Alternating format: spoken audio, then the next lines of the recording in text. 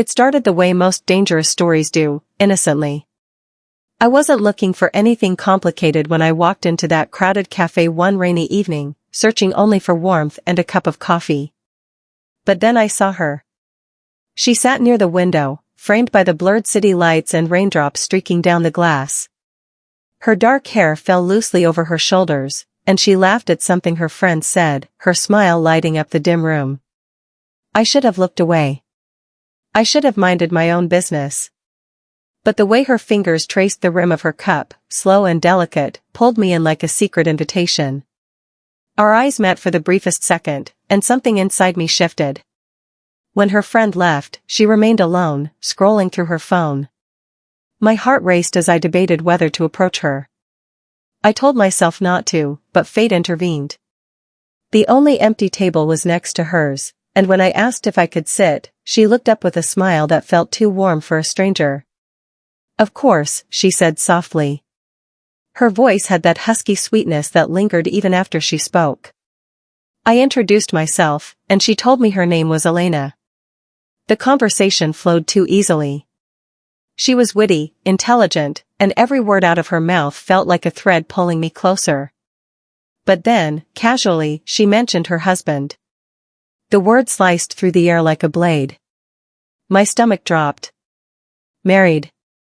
I should have pulled away then. I should have built walls. Instead, I found myself leaning in, watching the way her lips curled around every word. My pulse betrayed me, beating faster with every glance she stole back at me. I told myself it was just a crush. Just admiration. Just one night. But deep down, I knew, I had already stepped into something dangerous. And when Elena's hand brushed mine as she reached for her coffee, I felt the spark. She felt it too. I saw it in the way her eyes lingered just a second too long, as though neither of us could pretend it was an accident. That night, lying awake in bed, I couldn't stop thinking about her. About her laugh. About the warmth in her gaze. About the way my body had ached just sitting near hers. I didn't know then how far this would go. I didn't know how much we would risk. All I knew was this: I had fallen for a married woman. And, whether I admitted it yet or not, she had started to fall for me too. The days after that cafe encounter were torture. I told myself to forget her, to erase Elena's smile from my memory before it sank deeper into me. But life had other plans. A week later, I saw her again, this time at the bookstore down the street from my apartment. She spotted me first. "We meet again," she said, her tone playful but with a shadow of something deeper. It was too much to be coincidence. Or maybe fate was being reckless with us both. We walked the aisles together, our fingers brushing against book spines and sometimes against each other. Every accidental touch felt intentional, electric. When she laughed at my dry jokes, I felt a warmth in my chest I hadn't felt in years. But the weight of her ring glimmered every time she reached for something, reminding me of the line I wasn't supposed to cross. Still, I couldn't stop myself. We ended up in the quiet poetry section, tucked away from the rest of the store. She pulled out a book and opened it, reading a line aloud.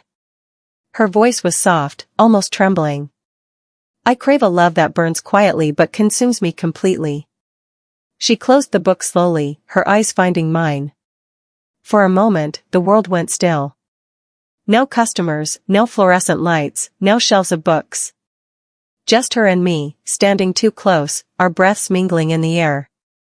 I whispered, "That sounds dangerous." Her lips curled into the faintest smile. Maybe that's the point. My heart thundered in my chest. I wanted to kiss her right then, to feel the softness of her mouth against mine. But the tension between us was fragile, a tightrope we were both scared to fall from. Instead, I stepped back, forcing a shaky laugh. We left the bookstore together, walking side by side through the city streets as dusk settled in.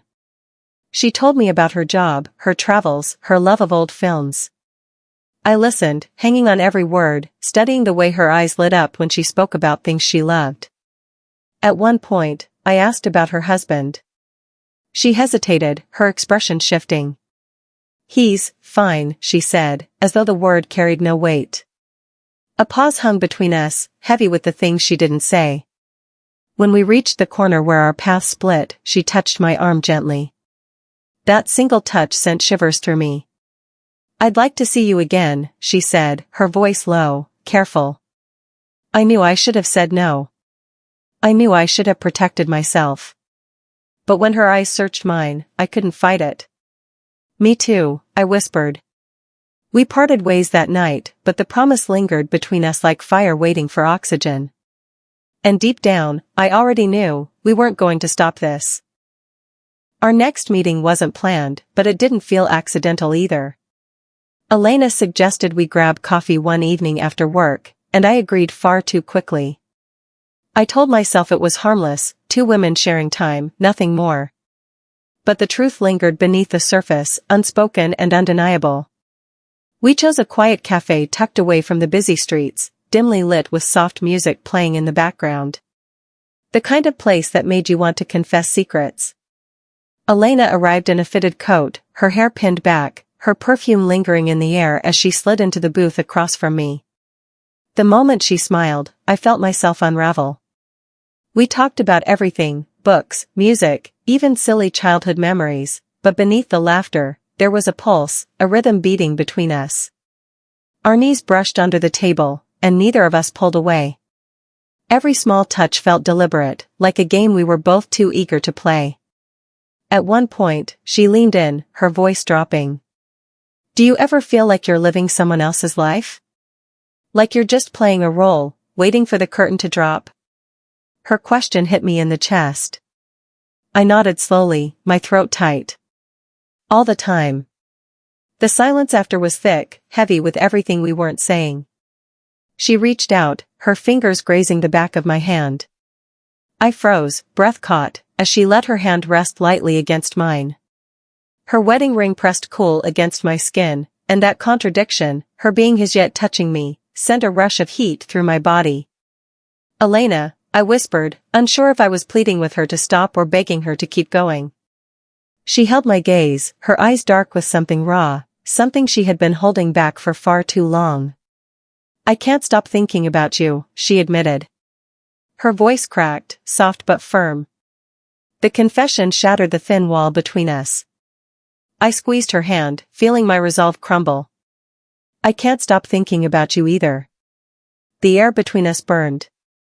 Neither of us moved for what felt like forever, caught in the gravity of a choice we both knew was dangerous.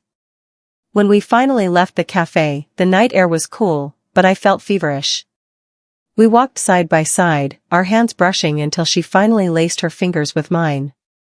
For a fleeting moment, I forgot about her husband, forgot about the rules, forgot everything except the way her touch felt like coming home.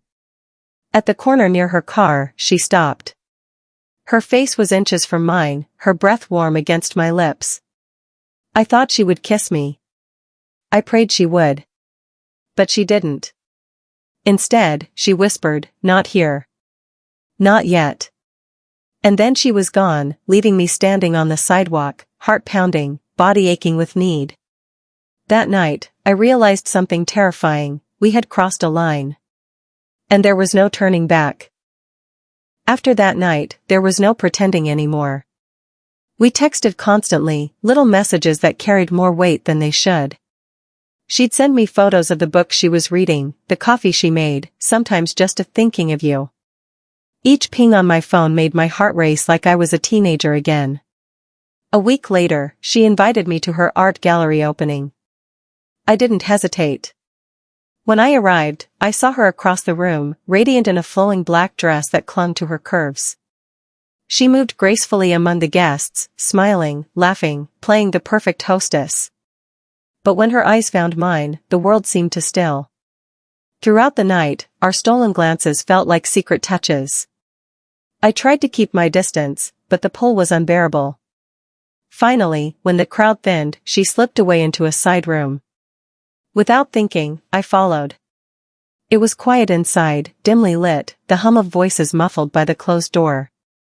She leaned against the wall, breathing a little too fast, her eyes fixed on me like I was the only person in the world. "I shouldn't have asked you to come," she whispered, though her body betrayed her words, stepping closer with each syllable. Then why did you? I asked, my voice unsteady. Her lips parted, but no words came. Instead, she reached for me, her fingers brushing my cheek. The touch was so tender, it nearly broke me. And then, finally, her lips were on mine. The kiss was soft at first, hesitant, as if she was testing the waters of something forbidden. But the moment I kissed her back, all restraint dissolved. Her mouth pressed harder against mine, urgent, hungry, years of silence breaking in that single touch. Her hands tangled in my hair as I pulled her closer, feeling the heat of her body against mine. The taste of her lips, the warmth of her breath, the way she sighed into the kiss, it was intoxicating. When we finally broke apart, our foreheads rested together, both of us breathless. "This is wrong," she whispered, though her hands still clung to me. "Then why does it feel so right?" I asked, my voice low, trembling with the weight of everything I felt. She closed her eyes, a tear threatening to fall, but then she kissed me again, deeper this time, as if admitting the truth neither of us could deny. We stayed like that for what felt like hours, wrapped in each other, stealing kisses in the shadows while the rest of the world went on outside. That night, I went home with swollen lips and a racing heart. I knew we had crossed more than just a line. We had stepped into a fire that could consume us both. And I also knew, neither of us wanted to put it out. After that first kiss, there was no going back. We told ourselves it was a mistake, that it couldn't happen again. But the next time we saw each other, our lips found each other like magnets, desperate and uncontrollable. What began as an accident quickly became a pattern: late-night coffees, long walks, secret touches in the dark. Our world shrank to those stolen moments. Every glance carried a secret. Every touch burned with need. She'd brush my hand under the table, and I'd squeeze hers in return, our silent language in a world that couldn't know the truth. The first time we ended up in her apartment, I thought my heart would break out of my chest. Her husband was away on a business trip, and she invited me over with a voice that shook slightly, like she was afraid of her own desire. The apartment was neat, decorated in a way that felt like someone else's choices. As I stepped inside, I noticed photos of her and him on the wall, smiling, polished, perfect. The sight twisted something in me. But when she touched my arm, pulling me into the warmth of her body, the photos disappeared. Our kisses were frantic, messy, years of restraint unraveling all at once. She pressed me against the door, her fingers digging into my waist like she couldn't bear the thought of letting go. I could feel her trembling, not from fear, but from the intensity of what we both wanted. When we finally made it to the couch, she straddled me, her breath ragged, her eyes locked on mine. "I've never done this," she whispered. "Not with a woman." I cupped her face, brushing my thumb against her cheek. "Then let me show you," I whispered back. Her kiss was desperate, hungry, like she was discovering a part of herself she had buried for too long. Every sound she made, every shiver that ran through her body, only pulled me deeper. It wasn't just lust, it was something raw, something neither of us had words for. Afterwards, we lay tangled together, the city lights filtering through the curtains, her head resting on my chest. She traced circles on my skin absent-mindedly, whispering, "I don't know how I'm supposed to go back to pretending." I kissed the top of her head. "Maybe you don't have to." But we both knew it wasn't that simple. She had a life, a marriage, expectations. And yet, the way she held on to me that night told me she didn't want to let this go. Every time we met after, the risk grew. The thrill of sneaking around only heightened the desire. But so did the fear. Every phone call from her husband, every glance over her shoulder in public, every moment we parted ways left us both aching, longing for more, terrified of being discovered. We were playing with fire. But the truth was, we were addicted to the burn. Weeks turned into months, and what began as stolen kisses and late-night passion grew into something deeper, something heavier. It wasn't just desire anymore, it was love, raw and undeniable. Elena had become woven into every part of my life. She sent me good morning messages before her husband woke up, and I sent her sleepy sweet dreams after she pretended to fall asleep beside him. We found ways to meet in between her busy schedule, sometimes for just minutes, sometimes for hours. But with every touch, every laugh, every whispered "I miss you," I saw the cracks forming in the glass of her carefully constructed life. One evening, we met at a quiet park, sitting side by side on a bench beneath a canopy of trees. The sun was setting, painting the sky in shades of pink and gold. She leaned her head on my shoulder, her hand slipping into mine, hidden from anyone who might pass by. "I don't know how much longer I can do this," she murmured. My heart clenched. "Do you mean us?" She shook her head quickly, lifting her gaze to mine. Her eyes were glassy with unshed tears. "No. I mean this, pretending. Smiling at dinners, holding his hand, letting him kiss me when all I can think about is you." Her confession felt like both a gift and a burden. I kissed her temple softly, whispering, "You don't have to live a lie." But she sighed, her fingers tightening around mine. "It's not that easy. He's not cruel. He doesn't deserve to be broken this way. And then there's my family, his family, everything we've built. People will hate me if they find out." Her voice cracked on the last word, and I wrapped my arms around her, holding her as she shook against me. I wanted to tell her to leave, to choose us, to be brave. But I also knew how much she stood to lose. "I love you," I whispered instead, the words slipping out before I could stop them. Her body stilled.